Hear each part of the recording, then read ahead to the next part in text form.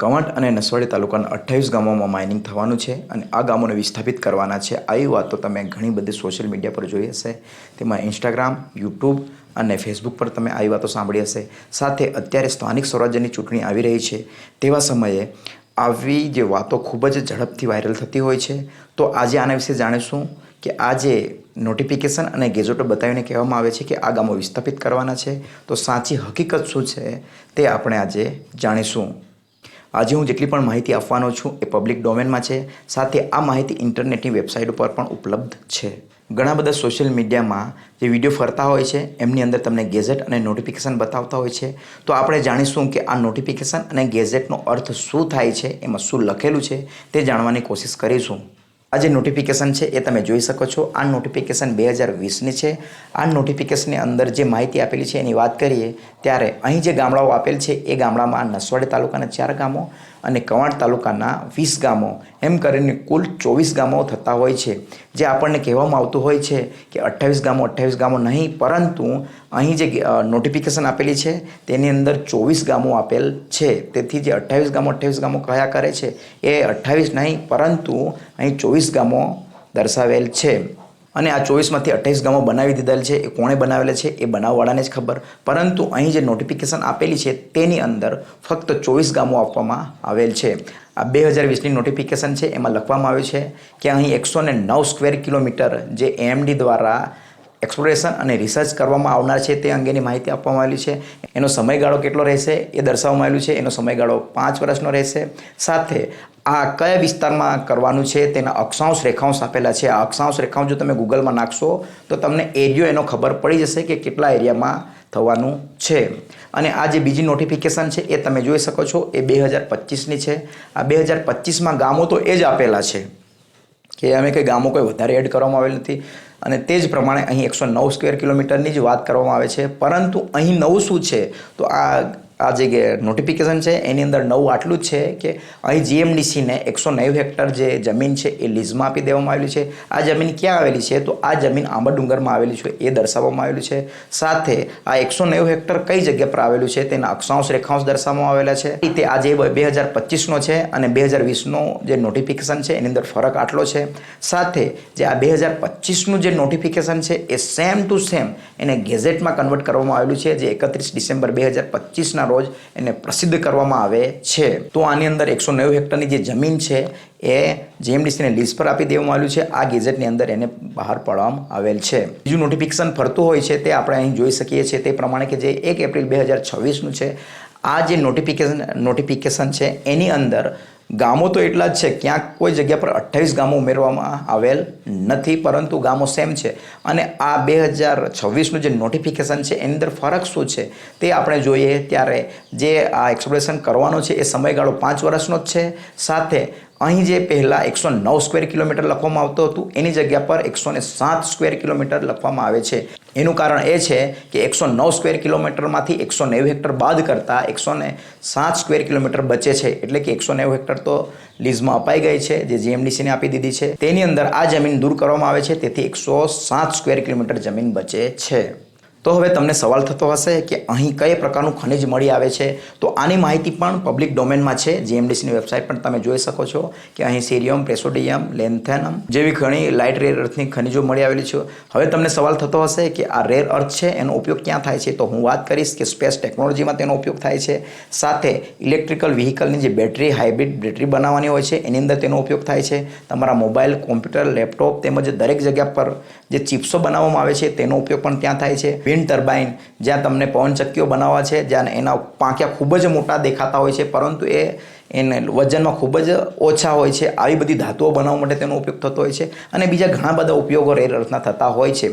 આજે જે ચીન અને અમેરિકા વચ્ચે જે શીત યુદ્ધ ચાલે છે તેની અંદર આ રેર અર્થ માટેનું યુદ્ધ થતું હોય છે. અને કહેવામાં આવતું હોય છે કે અમે આ બેન લગાવી દઈશું, તે બેન લગાવીશું. એ શાના કારણે? તો આ રેર અર્થના કારણે થતો હોય છે. આજે ઘણા બધા દુનિયાના દેશો આના ઉપર નભે છે અને ચીન એ દુનિયામાં સૌથી મોટું એનું નિકાસ કરે છે. કોઈપણ દેશની સંપત્તિ હોય છે તે આ જ હોય છે. અને આ જે રેર અર્થ છે એ ઇન્ડિયાનું ફ્યુચર પણ ગણવામાં આવે છે. હું વાત કરીશ કે અત્યારે જે ચૂંટણીમાં કહેવામાં આવે છે કે જે 28 ગામો કહેવામાં આવે છે તે 28 ગામો નહીં પરંતુ 24 ગામો છે અને આ 24 ગામોમાંથી આંબા ડુંગરની અંદર જે 190 હેક્ટરનો વિસ્તાર છે એ JMDCને લીઝ પર આપી દીધો છે. આ વાત અહીં લખવામાં આવેલી છે. સાથે હું વાત કરીશ કે આ જે ખનિજ મળી આવેલું છે એમાં સરકાર કોઈની પણ હોય, ચાહે BJP હોય, કોંગ્રેસ હોય કે આમ આદમીની બને, પણ આ જે પ્રોજેક્ટ છે એ રદ ન કરી શકે, કારણ કે એનું એક ઇન્ડિયાનું ફ્યુચર છે. તેના માટે આ જે પાર્ટીઓ છે એ તમને ખાલી ભડકાવે છે, પરંતુ આ દેશનું ફ્યુચર છે.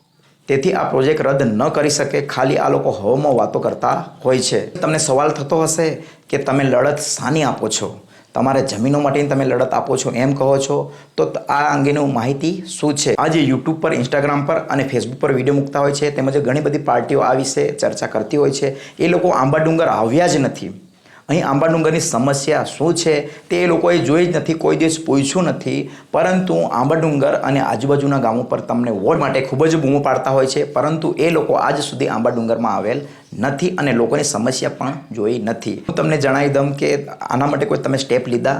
તો હા, જરૂર અમે સ્ટેપ લીધા છે. આંબા ડુંગરની અંદર જે 190 હેક્ટરની જમીન જાય છે એ જમીનો સરકાર દ્વારા 124 હેક્ટર જમીન ફોરેસ્ટની અને 65 હેક્ટર જમીન પ્રાઇવેટ લેન્ડ તરીકે દર્શાવવામાં આવેલી છે. આ માહિતી તમે જોઈ શકો છો તે પ્રમાણે કે આની અંદર જે જમીન બતાવવામાં આવે છે એની અંદર એકચ્યુઅલ જે આંકડા બતાવવામાં આવેલા છે એ ખોટા છે. અત્યારનો જે રેવન્યુ સર્વે નંબરનો નકશો છે એ આ પ્રકારનો છે અને જે જૂનો નકશો છે તે આ પ્રકારનો છે. તમે અહીં આ જે બંને નકશાઓ તમે જોઈ શકો છો કે આ નકશામાં કેટલો બધો ચેન્જીસ છે.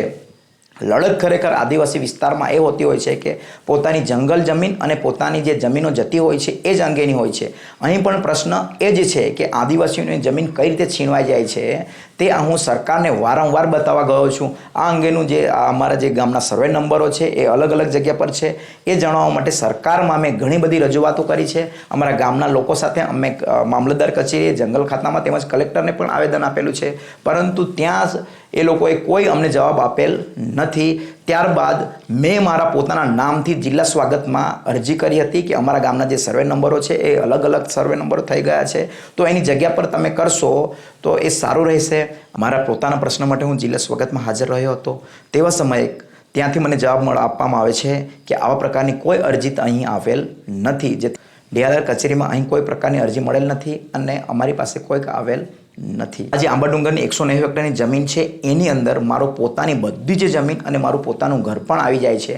તેથી હું એક ગામના જાગૃત નાગરિક તરીકે મેં અરજી કરી હતી, પરંતુ ત્યાં મારે હાજર રહેવાથી હું સરકારી નોકરી કરતો હોવાથી મને મારા પર એક નોટિસ આવી ગઈ. આ નોટિસમાં લખવામાં આવેલું હતું કે તમે બિન અધિકૃત કામગીરી કરો છો, સાથે તમે સરકારની કામગીરીમાં અડચણ ઊભી કરો છો. આવા પ્રકારના એલિગેશન લાવવામાં આવેલા હતા, જેના કારણે મેં મારી સરકારી નોકરીમાંથી રાજીનામું આપી દીધું. સર્વે નંબરો તમે જોઈ શકો છો કે આ જે સર્વે નંબર છે એ સર્વે નંબર બીજી જગ્યા પર દર્શાવવાનો છે. જ્યારે 1949થી આંબા ડુંગરનો પોર્ટફોલિયો સિસ્ટમ જ્યારે જે નકલો છે એ પોર્ટફોલિયો સિસ્ટમ અમલમાં આવી તે જમીનો આ તમે ગ્રીન કલરમાં છે એ જોઈ શકો છો. આ બંને જગ્યા પર ગ્રીન કલર છે. એ જમીનો પોતાના મૂળ સ્થાન પર જ છે, પરંતુ લોકોને 80 પહેલાંની જમીનો એટલે કે 1992માં આપવામાં આવી હતી, જે જંગલ જમીનમાંથી આપવામાં આવી હતી, એ જ જમીનો સરકારે અલગ જગ્યા પર દર્શાવી છે. જ્યારે જે 1949થી જમીનો ચાલતી આવી છે એ પોતાની મૂળ જગ્યા પર જ છે. એટલે કે આ જે જમીનો બતાવવામાં આવી છે એ 40 પૈકીના સર્વે નંબરમાં અને 30 પૈકીના જે સર્વે નંબરો છે એમાં જંગલ જમીન હતી, એમાંની જમીનો જ એ લોકોએ અલગ જગ્યા પર દર્શાવેલી છે.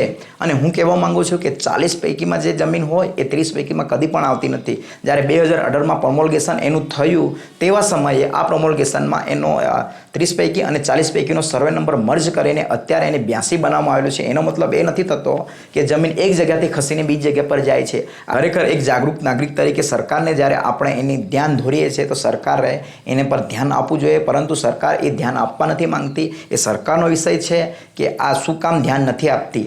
આના માટે કોઈ પાર્ટી કોઈ અવાજ ઉઠાવવા આવી નથી. પાર્ટીઓ ખાલી વોટ બેંક ઊભી કરવા તમને આટલા ગામો વિસ્થાપિત થશે, આવું થશે, તેવું થશે, પરંતુ આંબા ડુંગરની સાચી હકીકત કોઈ જાણવા તૈયાર નથી. અને હું તમને જણાવું તે પ્રમાણે કોઈ પણ જગ્યા પર ખનિજ મળી જાય એટલે એ તરત માઇનિંગ થતું નથી, પરંતુ એના ઘણા બધા સ્ટેજીસ હોય છે. એને G4 થી G1 સુધી આવતા એનો સમય છે એ 10 થી 15 વર્ષનો લાગી જતો હોય છે. આ 10 થી 15 વર્ષનો સમય છે લાગ્યા બાદ એને ઘણી બધી પ્રોસેસો કરવાની થતી હોય છે, જેવી રીતે કે એન્વાયરમેન્ટ ક્લિયરન્સ લેવું પડતું હોય છે, ફોરેસ્ટ ક્લિયરન્સ લેવું પડતું હોય છે, અને સાથે સાથે એના જે એરના સેમ્પલો લેવામાં આવે છે, પાણીના સેમ્પલો લેવામાં આવે છે. એમાં પાણીના સરફેસ વોટર, ડીપ વોટર અને આજુબાજુના જે ઘણા બધા સેમ્પલો લેવામાં આવતા હોય છે. આવી રીતે ઘણી બધી પ્રોસેસો ભેગી થઈને ત્યારબાદ અંતે આ જે જમીન છે એ ઓક્શનમાં જતી હોય છે અને ઓક્શનમાં જઈને આ જે જમીન છે એ કોઈ કંપનીને લીઝ પર આપવામાં આવતી હોય છે. આટલું બધું તો થઈ ગયું તોય છતાં અમુક પાર્ટીઓ હજુ અવાજ કરતી હોય છે કે અમે બચાવીશું, આ કરીશું, તે કરીશું. ખાલી આ બધા બહાના છે.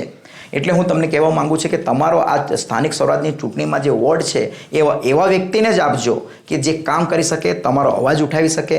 મેં તો એવા પણ ઘણા બધા વ્યક્તિઓ જોયા છે કે ચૂંટાઈ ગયા બાદ એની બોડી ન બનતી હોય ત્યારે કામ ન કર્યા હોવાને બહાને આ લોકો એવા બહાના કાઢતા હોય છે કે અમારી બોડી બની નથી એટલે અમે કામ કરી નથી શક્યા. પરંતુ આવા લોકોને તમારે બિલકુલ વોટ આપવાનો નથી. ભલે વિપક્ષમાં હોય પણ તમારો અવાજ ઉઠાવે એવા વ્યક્તિને જ તમે વોટ આપજો, જેથી તમારો વિકાસ થાય.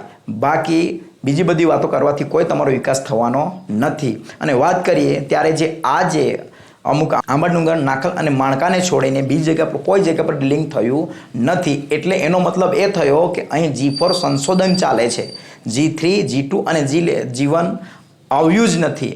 તો સીધો મતલબ થાય છે કે આ જે બીજા ગામડાઓ છે આ ગામડામાં 5 વર્ષમાં કશું જ થવાનું નથી. કારણ કે જે G4 થી G1 સુધી આવતા જ 10 થી 15 વર્ષનો સમયગાળો લાગી જાય છે. અને તમે નેતાને કેટલા વર્ષ માટે ચૂંટો છો? તો 5 વર્ષ માટે ચૂંટો છો. તો એનો મતલબ એ થયો કે જો તમારો વિકાસ કરવાનો હોય તો અમુક વાતો ભૂલીને તમારે કરવું પડશે. જો આવતા 5 વર્ષમાં આ જે આંબાડુંગર છે અને સાથે જ્યાં G2 એક્સપ્લોરેશન થઈ રહ્યું છે એ જ ગામોને કદાચ અસર થશે. બાકી મને નથી લાગતું કે બીજા ગામોને આની અસર થશે. તો હું તમને કહેવા માંગીશ કે તમારો જે આ ચૂંટણીમાં વોર્ડ છે એ જે લડત આપે છે અને તમારા માટે કંઈક કરે છે એવાને જ આપજો. બાકી આ લોકો આવું કરશે, તેવું કરશે, સ્થાપિતના બહાને તમારો પવિત્ર મત તમે બીજાને આપી દેશો અને થશે કે કશું કામ જ નહીં થશે, તો પછી તમારે વિચારવાનું થશે. અને આ જે માહિતી છે આજને તારીખ પૂરતી છે, કાલે કોઈ નોટિફિકેશન આવે તો એની સાથે કોઈ જ મતલબ નથી. મારે કોઈ રાજકીય પાર્ટી કે સરકારનો પ્રચાર કરવો નથી. લોકોને આના વિશે સાચી હકીકત શું છે તે મારે જણાવવાની ફરજ છે, તેથી મેં જણાવી દીધી છે. તો આજે આટલું જ મિત્રો. જય હિન્દ, જય ભારત.